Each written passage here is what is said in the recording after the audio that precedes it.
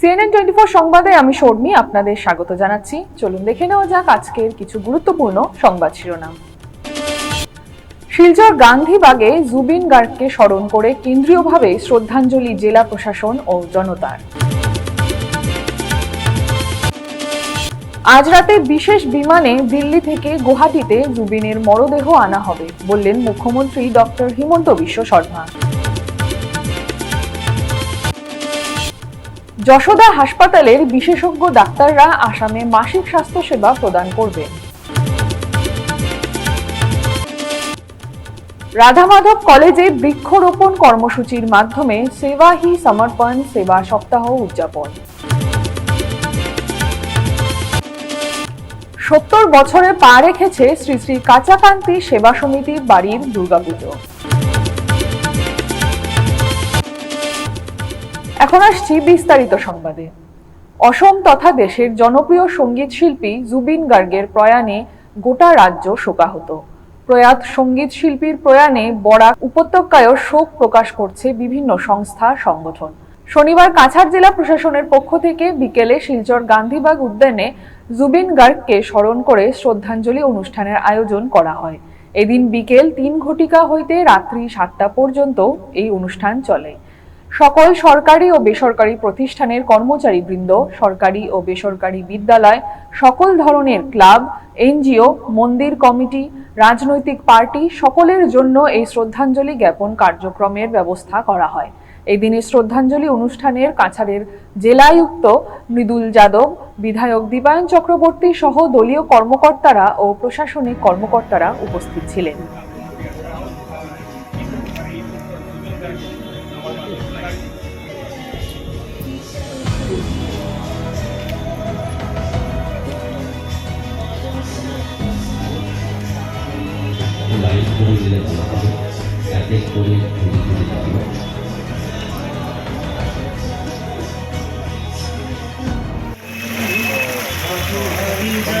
আজকে আমরা এমন একজন ব্যক্তিকে হারিয়েছি, প্রতিভাবান একজন জনপ্রিয় কণ্ঠশিল্পী, যিনি শুধু কণ্ঠশিল্পী ছিলেন না, একজন আমরা লক্ষ্য করেছি অনেক সময় উনি অ্যাক্টিং করেছেন সিনেমা জগতে, উনি সুরকার ছিলেন, গীতিকার ছিলেন। এমন একজন প্রতিভাবান কণ্ঠশিল্পী যার পড়াশোনা আজকে বরাক উপত্যকার করিমগঞ্জ মাতৃভূমি শহরে হয়েছিল, শ্রীভূমি জেলায় হয়েছিল। 40টা ল্যাঙ্গুয়েজে উনি গান গেয়েছেন। এমন প্রতিভাবান শিল্পী ভারতবর্ষের বুকে খুবই কম জন্মেছেন। তাই আমি ভগবানের নিকট ওনার চিরশান্তি কামনা করছি, সাথে সাথে পরিবারবর্গের প্রতি সমবেদনা জ্ঞাপন করছি। সত্যিকার অর্থে মর্মাহত। জুবিনদাকে যতই বলবো শেষ হবে না। জুবিনদার গান সব সময় শুনে থাকি। এমন একজন ব্যক্তিত্বকে হারানো সত্যিকার অর্থে ভারতবর্ষের অত্যন্ত ক্ষতি হয়েছে। শনিবার সকালে মুখ্যমন্ত্রী সরোজজাইয়ে জুবিন গার্গের শবদেহ রাখার স্থান পরিদর্শন করেছেন। জুবিন গার্গের মরদেহ আজ সিঙ্গাপুর থেকে আনা হবে। জুবিন গার্গের মরদেহ আজ রাতে সিঙ্গাপুর থেকে দিল্লিতে পৌঁছাবে। রবিবার সকালে মরদেহ গুয়াহাটিতে পৌঁছাবে। মুখ্যমন্ত্রী বলেন, জুবিন গার্গের মরদেহ বিমানবন্দর থেকে কাহিলিপাড়ায় তার বাড়িতে নিয়ে যাওয়া হবে। মরদেহ 1 ঘন্টার জন্য কাহিলিপাড়ায় বাড়িতে রাখা হবে। পরিবারের সদস্যরা এই সময়টি ঘনিষ্ঠভাবে কাটাতে পারবেন। মৃতদেহ কাহিলিপাড়া থেকে সরোজজাইতে আনা হবে। এদিকে জুবিন গার্গের মৃত্যুর জন্য 3 দিনের রাজ্যিক শোক ঘোষণা করা হয়েছে। পাশাপাশি সিঙ্গাপুরে জুবিন গার্গের মৃত্যুর জন্য নর্থ ইস্ট ফেস্টিভ্যালের আয়োজক শ্যামকানু মহন্ত ও জুবিন গার্গের ব্যক্তিগত সচিব সিদ্ধার্থ শর্মার বিরুদ্ধে সিআইডি তদন্তের নির্দেশ দিয়েছেন মুখ্যমন্ত্রী ডক্টর হিমন্ত বিশ্ব শর্মা। আমি দিল্লীত যেতিয়া দিল্লীত আহিব, ইখন ফ্লাইটৰ পৰা ইখন ফ্লাইটলৈকে আহোঁতে খুব বেছি 1 ঘণ্টা সময় লাগিব। গতিকে দিল্লীত অহাৰ লগে লগে উইদিন 1 আৱাৰ তেখেতক আমি লৈ আহিম। ডিপেণ্ড কৰিব ছিংগাপুৰৰ পৰা দিল্লীত কেইটাত আহি পায়। সেইকাৰণে আমাৰ যিখিনি ফেন বা আমি গুণমুগ্ধ, তেওঁলোকে ৰাতিপুৱা 6 বাজি 7 বাজি বুলি ভবাই ভাল। যদি নিশা আহেও আমি জুবিনৰ পৰিয়ালৰ সৈতে থকাৰ সুবিধা কৰিম। যোৰহাটৰ পৰা ৰাইজে দাবী কৰিছে যে তেজপুৰত জ্যোতি বিষ্ণু আছে, গুৱাহাটীত ভূপেন হাজৰিকা আছে, যোৰহাটত জুবিন গাৰ্গ থাকিব লাগে। জুবিনৰ গুণমুগ্ধ যোৰহাটৰ ৰাইজে, বিশেষকৈ উজনি ৰাইজে আমাক যথেষ্ট অনুৰোধ কৰিছে কিন্তু এই বিষয়ে মই যোৱাকালিয়ে কৈছোঁ যে চৰকাৰে অকলে সিদ্ধান্ত ল'ব খোজা নাই। গতিকে এই গোটেই কথাখিনি পতাৰ পিছতহে আমি অন্তিম সংস্কাৰৰ সিদ্ধান্ত ল'ম। আৰু এই বিষয়ে কথা পাতিবৰ কাৰণে মই ৰণোজ পেগু, বিমল বৰাক দায়িত্ব দিছোঁ। তেওঁলোকে দল সংগঠন কলা কুশলী সকলোৰে লগত কথা পাতিব আৰু আমি জুবিনৰ ক্ষেত্ৰত কোনো সিদ্ধান্ত চৰকাৰীভাৱে নকৰি ৰাইজৰ দ্বাৰা আমি কৰিব খুজিছোঁ, যাতে ৰাইজে বিচৰা মতে আমি কৰিব পাৰোঁ। ছিংগাপুৰত এতিয়া তেওঁৰ এমব্লেমৰ কাম চলি আছে। সি কিমান দিন শৰীৰটোক প্ৰটেক্ট কৰিব পাৰিব? এতিয়া আজিতো আহোঁতে 24 ঘণ্টা হৈ যাব, ইয়াতে 24 ঘণ্টা থাকিলে 48 ঘণ্টা।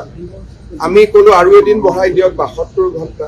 যদি যোৰহাটত লৈ যাব লাগে আৰু 6 ঘণ্টা।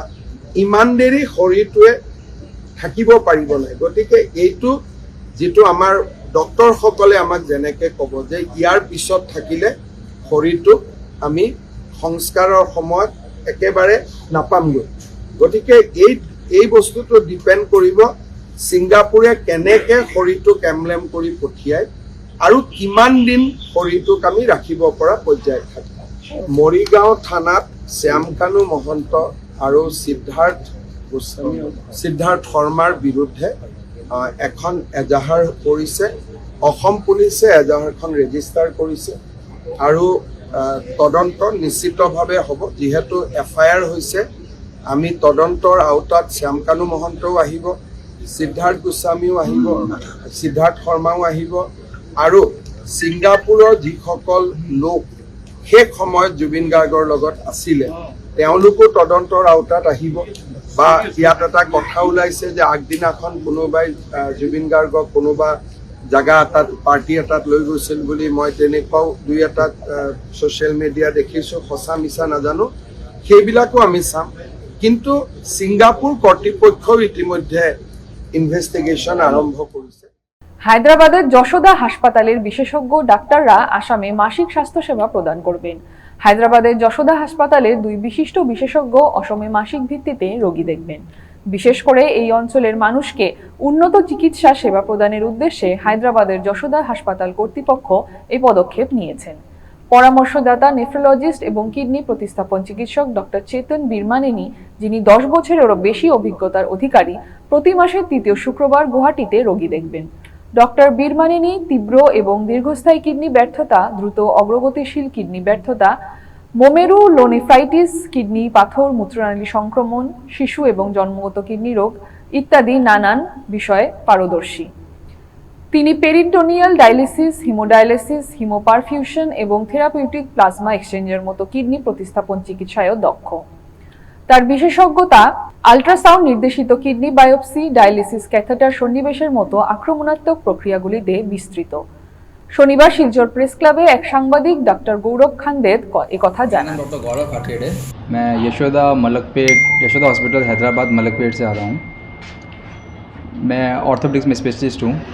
इसमें जॉइंट रिप्लेसमेंट, दूरबीन से ऑपरेशन, लेप्रोस्कोपी, आर्थोस्कोपिक सर्जरी और कॉम्प्लेक्स ट्रॉमा सर्जरी करते हैं हम सब, और इंक्लूडिंग स्पाइन सर्जरी भी। मैं एवरी मंथ में 3rd वीक ऑफ सैटरडे देवा स्कैन मेहरपुर में आता हूँ। मैंने MS ऑर्थोपेडिक्स यहाँ सिलचर मेडिकल कॉलेज से ही पास आउट हूँ मैं। 2017 में पास आउट हुआ था यहाँ से मैं। उसके बाद मैंने साउथ कोरिया में जाके ट्रेनिंग ली है और UK में भी जाके ट्रेनिंग ली है मैंने। इसके साथ साथ गंगा हॉस्पिटल में आर्थोस्कोपी के लिए ट्रेनिंग ली है। पिछले 8 साल से 3 साल अभी यशोदा में हूँ। उससे पहले मैं राजस्थान में बॉम्बे हॉस्पिटल में भी था, बॉम्बे हॉस्पिटल मुंबई में था। तो कोई भी पेशेंट हो जिसको लॉन्ग टर्म से प्रॉब्लम हो, कूल्हे की, घुटने की, शोल्डर की, या लिगामेंट इंजरी हो कोई भी, या कॉम्प्लेक्स सर्जरी हो, तो उसके लिए आप सब हमें हैदराबाद में यशोदा हॉस्पिटल में पेशेंट को भेज सकते हैं। बहुत सीनियर सर्जन है, तो जो 15-20 ईयर्स का एक्सपीरियंस है। फर्स्ट सेकंड है किडनी ट्रांसप्लांट यूनिट होती है, वो उसके लिए भी बहुत अच्छी सर्विस होती है वहाँ पर। और उसके लिए जो क्रिटिकल केयर मैनेजमेंट चाहिए उसके लिए तो CRRT वो बोलते हैं किडनी के लिए, वो भी वहाँ पर अवेलेबल है। और जो शोल्डर रिप्लेसमेंट है यूजुअली हर जगह नहीं होता है, वो कुछ सेंटर में ही होता है इंडिया में, तो वो वहाँ पर अच्छी तरह होता है। শনিবার শিলচর রাধামাধব কলেজ ক্যাম্পাসে বৃক্ষরোপণ কর্মসূচির মাধ্যমে উদযাপিত হলো সেবা হি সমর্পণ সেবা সপ্তাহ।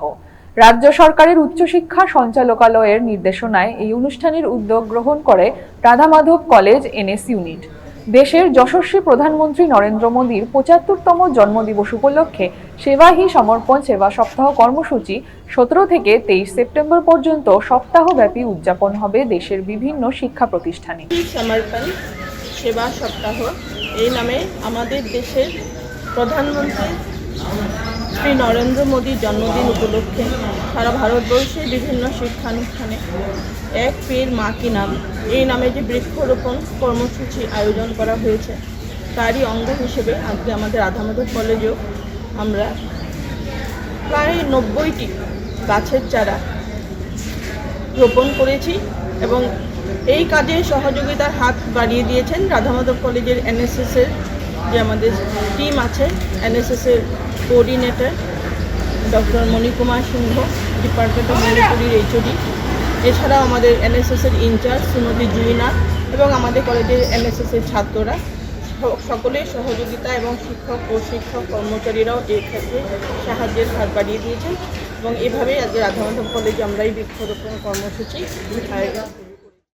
পূজা আসছে, তাই উধারবন্দে শ্রী শ্রী কাচাকান্তি মাতার মন্দিরের সেবা সমিতির সাধারণ সম্পাদক অংশুমান দত্ত পুজোর ইতিহাস সংক্ষেপে জানান। এবছর ৭০ বছরে পা রেখেছে শ্রী শ্রী কাচাকান্তি সেবা সমিতির বাড়ির পুজো। শুরুয়াতটা ১৯৫৫ সাল হবে। সে সময় ছিল মন্দির উন্নয়ন কমিটি। সভাপতি ছিলেন প্রয়াত কামিনী কুমার চন্দ, সাধারণ সম্পাদক দানেন্দ্র লাল রায়, সহ সাধারণ সম্পাদক খৌনিশ চক্রবর্তী, কোষাধ্যক্ষ রামলাল ভুরা। ১৯৭৮ সালে শ্রী কাচাকান্তি সেবা সমিতি পঞ্জীকরণ হবার পর সভাপতি প্রয়াত পান্নালাল বক্সি, সাধারণ সম্পাদক রবীন্দ্র কুমার দে, কোষাধ্যক্ষ ঋষি অধ্যাপক। বর্তমান সাধারণ সম্পাদক স্পষ্ট জানান সিএনএন এর সাংবাদিক নিহার কান্তি রায়কে। প্রতিমা পুরো কাঠামো, তাতে পরিবর্তন নিয়ে আসার চিন্তা একেবারেই নেই, ভবিষ্যতেও থাকবে না। এবার পুজোর নির্ঘণ্ট সম্বন্ধে সাধারণ সম্পাদক দত্ত জানান, ৭০ বছরে দুর্গাপুজো পা রাখলো। ৭০ বছর আগের যে ইতিহাস সেটা এখন আমাদের কাছে নেই, তবে প্রথম আমরা যারা জ্ঞানত যারা দেখেছি, স্বর্গীয় কামিনী কুমার দুর্গাস্ত মহাশয়ের সভাপতিত্বে কাচাকান্তি বাড়ি উন্নয়ন কমিটি একটা ছিল। সেই কমিটি মন্দিরের উন্নয়নে কিছু কিছু কাজ করতেন। সেই কমিটির সম্পাদক ছিলেন স্বর্গীয় দানেন্দ্রলাল রায় মহাশয়, সহ সম্পাদক ছিলেন শ্রীযুক্ত কৌরিশচন্দ্র চক্রবর্তী মহাশয় এবং কোষাধ্যক্ষ শ্রী রামলাল ভুরা মহাশয়। পরবর্তীতে ১৯৭৮-৭৯ ইংরেজিতে যখন শ্রী কাচাকান্তি সেবা সমিতি পঞ্জীভুক্ত হয়, সেই সময় থেকে কাচাকান্তি সেবা সমিতি সেই পুজো, পুরনো পূজার যে পরম্পরাগত যে পুজো, সেই পুজোকে চালিয়ে নিয়ে যাচ্ছে আজ অবধি। এবছর আমরা হিসেব করে দেখেছি, সেই সময় প্রথম সভাপতি ছিলেন স্বর্গীয় পান্নালাল বক্সি মহাশয়, সম্পাদক স্বর্গীয় রবীন্দ্র কুমার দে মহাশয় অর্থাৎ মানিক, কোষাধ্যক্ষ ছিলেন স্বর্গীয় ঋষিকেশ অধ্যাপক মহাশয়। দেখুন, কাচাকান্তি মায়ের বাড়িতে আমরা আজও সেই যে শাস্ত্রীয় যে বিধি অনুযায়ী যে পূজার মূর্তি যে বয়ব থাকে সেটাই রক্ষা করার চেষ্টা করছি। কারণ এখানে মানুষ শিল্পের জন্য শুধু আসেন না, শাস্ত্রীয়ভাবে শুদ্ধভাবে পুজোটা দেওয়ার জন্য আসেন ভাব ভক্তি শ্রদ্ধা নিয়ে। সুতরাং মন্দিরে আমরা শাস্ত্রীয় মূর্তির কোনো পরিবর্তন আনছি না, ভবিষ্যতে আনার কোনো ইচ্ছে আমাদের মধ্যে নেই। পুজো তো 11 আশ্বিন 28 সেপ্টেম্বর 2025 রবিবার সন্ধ্যাবেলায় দেবীর আমন্ত্রণ এবং অধিবাস। 12 আশ্বিন 29 সেপ্টেম্বর সোমবার সকাল 8টা 28 মিনিটের মধ্যে দেবীর নবপত্রিকা প্রকাশ হবে। সপ্তমী তিথির যথাবিহিত পূজাও আরম্ভ হবে। 11টায় অঞ্জলি প্রদান শুরু হবে। 13 আশ্বিন 30 সেপ্টেম্বর মঙ্গলবার সকাল 8টা 28 মিনিটের মধ্যে অষ্টমীর তিথি বিহিত পূজা আরম্ভ হয়ে যাবে। 10:30টায় মায়ের অঞ্জলি প্রদান শুরু হবে। নবমী তিথি হচ্ছে 1 অক্টোবর বুধবার সকাল 8:28 মধ্যেই নবমী বিহিত তিথি পূজা আরম্ভ হয়ে যাবে এবং মায়ের অঞ্জলি প্রদান চলবে 10:30 থেকে। দুপুর 2:30 হবে মায়ের যে পূর্ণাহুতি, সেই পূর্ণাহুতি হবে। প্রতিদিনই মায়ের মন্দিরে আগত ভক্তদের জন্য প্রসাদ বিতরণের ব্যবস্থা রয়েছে। যারাই আসবেন সবাই মায়ের প্রসাদ নিয়ে যাওয়ার জন্য শ্রী কাছাকান্তি সেবা সমিতির তরফ থেকে আমরা অনুরোধ করছি। সাপ ধরা আমার পেশা নয়, এটা আমার খেয়াল বা শখ, বা এটাও এক ধরনের সেবা কার্য বলে আমি মনে করি। শনিবার উধারবন্দের হাসপাতাল রোডে এক সাপ ধরার সময় CNN এর সাংবাদিক নিহার কান্তি রায়ের সঙ্গে কথা বলতে গিয়ে এই কথা বলেন দয়াপুরের বাসিন্দা মিনাল হোসেন বরভুইয়া। বরভুইয়া বলেন, এখন পর্যন্ত অনেক ধরনের অগণিত সাপ ধরেছেন, তবে ঝাপির বন্ধ দ্বিতীয় খণ্ড থেকে প্রায় 10 ফুট লম্বা কিং কোবরা ধরেছেন। বিষাক্ত সাপগুলো তিনি উধারবন্দ বন বিভাগ কার্যালয়ে সমঝে দেন, অন্যগুলো নিজেই ছেড়ে দেন।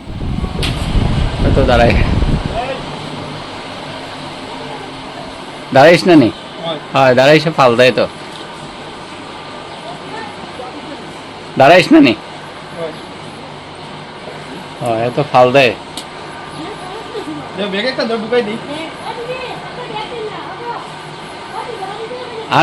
আরেকটা আছে নি? না না নাই, তারা ওটা একজনের সামনের দিকে লেজ দিকে দেখছো, এদিকে সিরিয়াসলি দেখছো, ওটা ছোটো শব্দ হচ্ছে, তখন আমরা এই জঙ্গলও ছাড়ি দিই।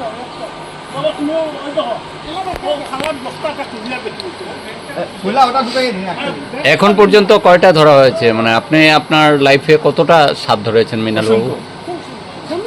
অসংখ্য। তার মধ্যে মানে বিষাক্ত মধ্যে কিংকোবরা কোত্থেকে ধরেছিলেন? আমার চ্যানেলেই দেখিয়েছে না? তো আজকে যেটা ধরেছেন দাঁড়াইস, এটাই তো কামড় দেয় না? তারপরে তো এইটা শিখলেন কোত্থেকে? একটা মানে শখ, হবি, সাপ ধরাটা হবি। তো মানুষ অন্যান্য কিছু কে হবি করে, আপনি যে সাপটাকেই হবি করলেন? না, আমি দেখলাম কেরো যদি সাপ ঢুকে এতে মানুষের মারি লাই, আমি ভাবলাম যে ওটাতে কিরকম বাঁচানি যায়, ওটা দরিয়া নিয়ে জঙ্গলে ছাড়ি দিলে বাঁচি গেল, ওটার লাগে হবি। তো কতটা ছেড়েছেন এভাবে? অনেক উদারবন ফরেস্ট, বিষাক্ত সাপ ধরলে আমরা উদারবন ফরেস্টে জমা দিই, আর না হলে। বরখলা মাতৃভূমি ক্লাবের পক্ষ থেকে শনিবার বেলা 11টায় শেষ শ্রদ্ধা জানালো জুবিন গার্গকে। প্রথমে প্রয়াতের প্রতিকৃতিতে প্রদীপ প্রজ্বলন, পুষ্পমাল্য অর্পণ করেন ক্লাবের সম্পাদক গৌতম ধর চৌধুরী, বরখলা জিপি সভাপতি নিহার রঞ্জন দাস, কোষাধ্যক্ষ অনিমেষ চক্রবর্তী সহ সদস্যরা। কালকে আসামের কণ্ঠশিল্পী জুবিন গার্গ 2:45 নাগাদ তিনি এক শুটিংয়ের কারণে গিয়েছিলেন, সেখানে দুর্ঘটনা হয় এবং সেখানের ডাক্তাররা তাকে মৃত বলে ঘোষণা করে। আমরার মধ্যে সেই কণ্ঠশিল্পী, আসামের কণ্ঠশিল্পী, ওনাকে হারিয়েছি। ওনার 3 দশকের তিনি যা পর্যন্ত গান, আবেগ এবং ভাবাবেগ নিয়ে আসামের সঙ্গীত শিল্পকে তিনি পৃথিবীর মধ্যে দৃষ্টান্ত করে রেখে গিয়েছেন, যে ভাবাই যায় না যে উনি আমাদের ছেড়ে চলে গেছেন। উনার সেই আজকে শ্রদ্ধাঞ্জলি অনুষ্ঠান বরখলা মাতৃভূমি ক্লাবে উনাকে দেওয়া হয়েছে। ক্লাবের আমাদের সব সদস্যরা উপস্থিত এবং এতই আমরা শোকাহত যে জুবিন গার্গারি আমাদের মধ্যে আর নেই।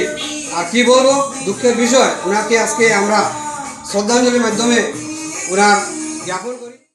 অসম তথা দেশের জনপ্রিয় সঙ্গীত শিল্পী জুবিন গার্গের প্রয়াণে গোটা রাজ্য শোকাহত।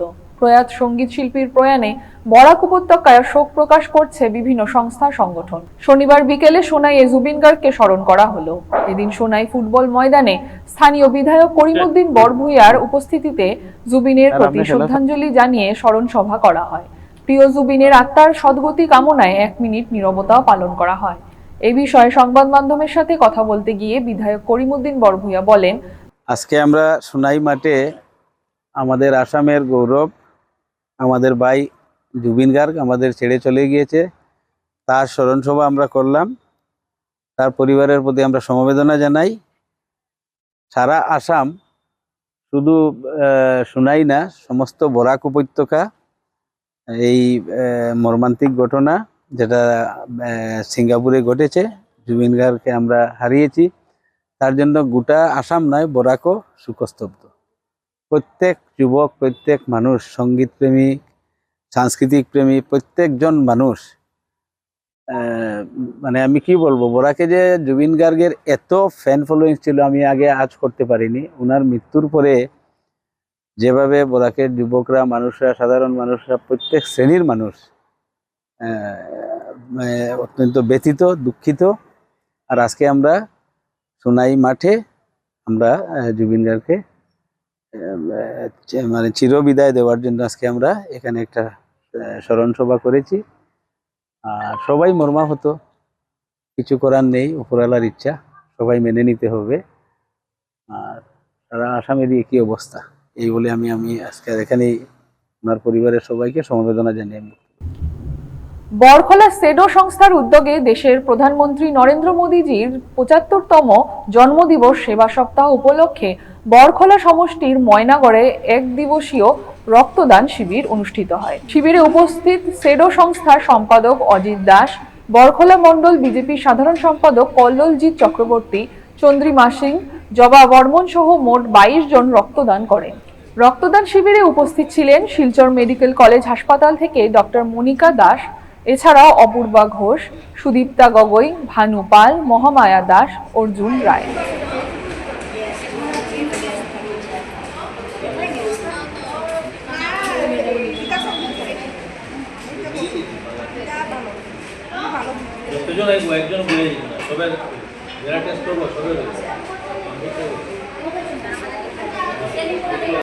ভুয়া ডাক্তারের বিরুদ্ধে কাছাড় পুলিশের অভিযান অব্যাহত রয়েছে। এ পর্যন্ত 11 জন ভুয়া ডাক্তারকে কাছাড় পুলিশ গ্রেফতার করেছে। বৃহস্পতিবার রাতে বাঁশকান্দি থানার পুলিশের হাতে গ্রেফতার হলেন শাহিদুল হোসেন লস্কর। তিনি মৃত জামাল উদ্দিনের পুত্র এবং লক্ষ্মীপুর থানার অন্তর্গত বাঁশকান্দি পার্ট 3 এর বাসিন্দা। শুক্রবার তাকে শিলচরে আনা হয়। অভিযোগ, শাহিদুল নিজেকে এমবিবিএস চিকিৎসক পরিচয় দিয়ে দীর্ঘদিন ধরে রোগীদের চিকিৎসা করে আসছিলেন, অথচ তার কোনো বৈধ মেডিকেল ডিগ্রি নেই। স্থানীয় সূত্রে জানা যায়, তিনি বাঁশকান্দি বাজারে রুহি মেডিকোস নামে একটি ফার্মেসি চালাচ্ছেন গত 4 বছর ধরে। এর আগে তাকে ফুলেরতল ও পাইলাপুল এলাকার ফার্মেসিতেও রোগীদের চিকিৎসা করতে দেখা গেছে। পুলিশ জানিয়েছে, যোগ্য চিকিৎসক সেজে প্রতারণার অভিযোগে তার বিরুদ্ধে মামলা রুজু করা হয়েছে। কাছাড়ে একের পর এক ভুয়া চিকিৎসক ধরা পড়ায় সাধারণ মানুষের মধ্যে চাঞ্চল্যের সৃষ্টি হয়েছে। শিলচর শহরতলি এবং রংপুর শ্রী শ্রী শনি মন্দিরে দুঃসাহসিক চুরির ঘটনায় তীব্র চাঞ্চল্য ছড়িয়েছে। জানা গেছে, শনিবার ভোরে চোর রংপুরের শ্রী শ্রী শনি মন্দিরে হানা দেয়, মন্দিরের ভেতরে প্রবেশ করে লুটপাট চালায়। চোর শনিদেব সহ অন্যান্য দেবতার স্বর্ণালঙ্কার হাতিয়ে নিয়ে যায়। এদিন চোরের এই চুরি কার্য সিসিটিভি ক্যামেরায় রেকর্ডিং হয়। পরে মন্দির খোলার পর বিষয়টি প্রকাশ্যে আসে। মন্দির কমিটির সম্পাদক রঞ্জিত দত্ত জানান, রংপুর এলাকার প্রয়াত শম্ভু শর্মার ছেলে সুরজ শর্মা নামের যুবক চুরি কার্য সংঘটিত করে। পরে স্থানীয় যুবকদের সহযোগিতায় তাকে আটক করে রংপুর থানায় সমঝে দেওয়া হয়। এ মর্মে মন্দির কমিটির পক্ষ থেকে একটি এফআইআর দায়ের করা হয়।